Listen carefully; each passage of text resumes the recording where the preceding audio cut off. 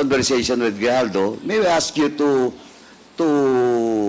vacate your position as co-chair and vacate your position as co-chair and be one of the spokesperson or the resource person. Yes, Mr. Chairman. As a matter of fact, that's what I intend to do, to inhibit myself in the discussion about this issue.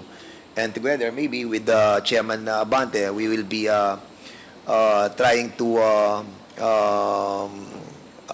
relieve temporarily our chairmanship in order to discuss this in transparent and impartial and honest investigation on this matter, because this pertains to the integrity of this Quadcom, and we don't want that this Quadcom be deluged with so many bad comments about what Chairman Abante and this representation have done in order to ferret the truth about the conformity of Colonel Grijaldo. Unfortunately, he's not here right now, and he is sick, and that saddened us as well, because we wanted really the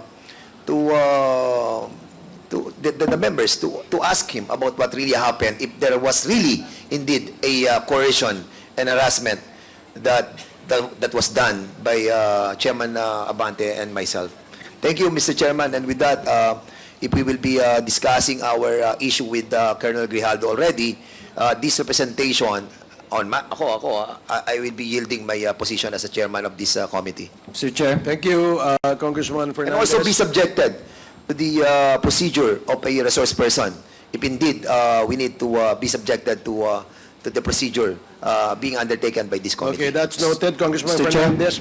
Before that, Congressman Adjong, let me ask if Congressman Paduano is already done with your Not yet, Mr. Chairman. This will be the last invitees. Just a matter of with the indulgence of Congressman Paduano.